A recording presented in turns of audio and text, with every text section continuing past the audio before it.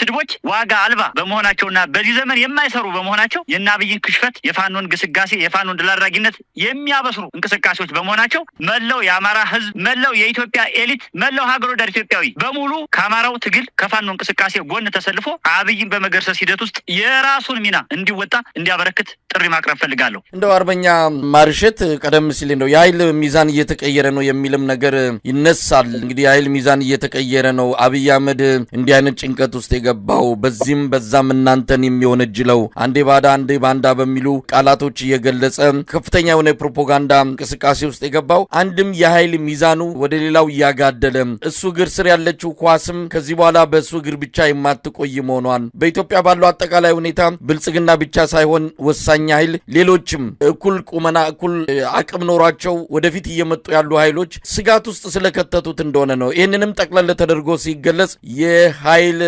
ሚዛኑ ተቀይሯል ወደሚል ድምዳሜ ላይ የሚያደርስ ነው። ይህንን እንዴት ነው በዝርዝር መግለጽ የሚቻለው? ትክክለኛ ሐሳብ ነው መሳይ። አሁን ኢትዮጵያ ውስጥ ያለ 5 ጠመንጃ ያለው 5 ሚሊዮንም ህዝብ ያለው ኃይል ከአብይ አህመድ በተቃራኒና በተጻራሪ የቆመ እድሉን ቢያገኝ አብይ አህመድና መሰሎቹ ላይ በአካላዊ እርምጃ ለመውሰድ ለማጥፋት የተዘጋጀ አለዚያ ደግሞ በመደራጀት ከሌሎች ህዝቦች ጋር በመናበብና በመተባበር ጸረ አብይ አህመድ ሪጂም እንቅስቃሴ እያደረገ ያለበት ሁኔታ ነው ያለው። ይሄ ዝም ብሎ የመጣ አይደለም። የኛ በባዶ እጃችን ጀምረን እስከ አፍንጫችን መታጠቃችን፣ የኛ የፋኖች ትንሹ ነን ጀምረን ሚሊዮን የመሆናችን፣ የሀገሪቱን ብሔራዊ ጦር እግረኛውን፣ መካናይዝዱን፣ ኮማንዶውን፣ አየር ኃይሉን ለዚህን ያህል ጊዜ መክተን መድረን አጥቅተን የራሱን ጠመንጃ ቀምተን ማርከን ሰርቫይቭ አድርገን እስከዚህ በመቆየታችን እኛ የሰላ ፖለቲካዊ ስትራቴጂ በመንደፍ ከሌሎች ህዝቦች ጋር አብሮነትና አንድነትን መስበክ እንዳለብንና ሰብከንም ጭምር ፍቅራችንን በተግባር አሳይተን የማረክናቸውን ለቀን ወደ ቤታቸው ሸኝተን ያስከዳናቸውን በክብር ወደ ቤታቸው ሸኝተን የፖለቲካ ትርክት የኃይል ትርክት በመገንባት ያመጣ ነው ፖለቲካ ስትራቴጂ በመሆኑ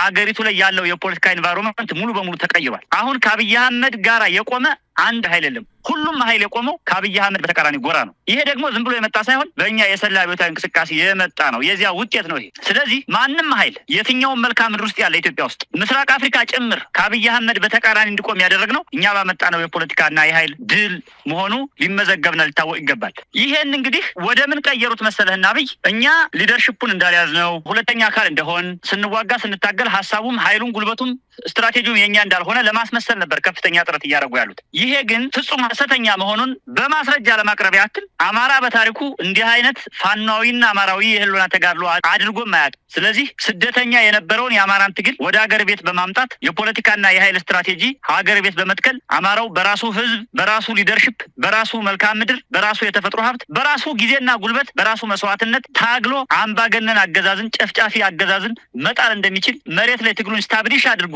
ቀጥሎ ወደ ግንባታ ሲሸጋገር ሌሎች ኃይሎች ጋር ያለው ትብብር ያለው አዎንታዊ እይታ እየጨመረ በመምጣቱ የአብይ አህመድ ህልውና እያዘቀዘቀ በመምጣቱ ምክንያት የተፈጠረ ትርክት ነው መሳይና የኢትዮጵያ የፖለቲካ ኢንቫይሮንመንት አሁን ዋሮፎል አጌንስት አብይ እንዲሆን አድርገናል። እንግዲህ አርበኛ ማርሸት የመጨረሻ አድርጌ ማንሰው ሐሳብ እንደው ምን እንጠብቅ ነው? የአማራ ህዝብ ህልውና ትግል ብረት ተነስቶ የአብይ አህመድ አገዛዝ ሰራዊት ሁሉ እኮ ወደ ይፋዊ የሆነ ጦርነት ውስጥ ከተገባ 3ኛ ዓመቱን ተያይዛችሁታል። እስካሁን ባለው ሁኔታ መጀመሪያ አካባቢ የዞን ከተሞችን የወረዳ ከተሞችን ተቆጣጥሮ የመቆየት ሁኔታ ነበር። በኋላ አገዛዙ እየወሰደ ባለው የጭካኔ እርምጃ ይህንን ስትራቴጂ በመተው የሰራዊቱን አቅም የማዳከም ሌላ አዲስ ስልት እየተከተላችሁ ቆይታችኋል። ከዚህ በኋላ ምን እንጠብቅ? እንግዲህ ህብረቱም ትብብሩም አንድነቱም እየመጣ ነው። የምንሰማቸው መልካም ነገሮች አሉ። በአንጻሩ በአብይ አህመድ መንደር በኩል የፈራረሳችሁ ነው ያበቃላችሁ ነው ቢባልም መሬት ላይ ባለና በሚመነዘር እውነት ሲገለጽ ግን በተቃራኒው እንደሆነ ነው የምንረዳው። በመተማ አካባቢ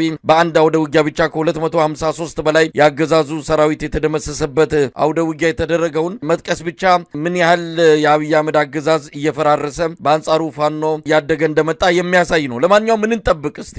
የኢትዮጵያ ህዝብ ድል ይጠብቅ። ምናልባት አሁን ከባህር ዳር ራቁ፣ ከፍኖተ ሰላም ሸሹ፣ ከማርቆስ ጠፉ የሚል አሉባልታና ሐሰተኛ ፕሮፓጋንዳ ሲነዛ እናያለን። ታያላችሁ። ዓለም ያያል፣ ይታዘባል፣ ህዝባችንም ያያል። በትጥቅ ትግል ውስጥ ፈጣን ማጥቃት ማድረግ፣ ረጅም ርቀት ተጉዞ መከላከል መስራት የተለመደና ተፈጥሯዊ የትግል ባህሪ ነው። ለአብነት ሻቢያ ይታገል በነበረበት ጊዜ ከአስመራ 5 ኪሎ ሜትር ላይ ደርሶ የነበረና አስመራን ዛሬ ይቆጣጠራል ነገ ይቆጣጠራል ሲባል ሲጠበቅ እንደገና ከአስመራ 5 ኪሎ ሜትር ርቀት ላይ ከሸሽቶ ድጋሜ 13 ዓመት በጫካና በበረሃ ከተዋጋ በኋላ ተመልሶ አስመራን ተቆጣጥሯል። እኛ እኮ አሁን ባህር ዳር ከተማ አስተዳደር ውስጥ ነው ያለነው። እኛ እኮ አሁን ደብረ ማርቆስ ከተማ አስተዳደር ውስጥ ነው ያለነው። ከከተሞችም አልሸሸንም። እንደውም እያደረግን ያለነው የትርክት ግንባታ፣ እያደረግን ያለነው የኃይል ግንባታ፣ እያደረግን ያለነው የፖለቲካ ግንባታ። ጊዜያዊ መንግስት የሚባል እኮ አቋቁመን የወረዳ አስተዳዳሪዎችን በአጠቃላይ የህዝብ ችግር የሚፈቱ ህዝብን ሞቢላይዝ የሚያደርጉ ሀብትና ኃይል የሚሰበስቡ የወረዳ አመራሮችን እኮ መድበን መንግስት መስርተን እኮ እየተንቀሳቀስን ያለነው። ይሄ ፈጣን ትግል፣ ይሄ በጣም ፈጣን አብዮት ውጤት አምጥቶ ህዝባችንን እፎ የሚያስብል በመሆኑና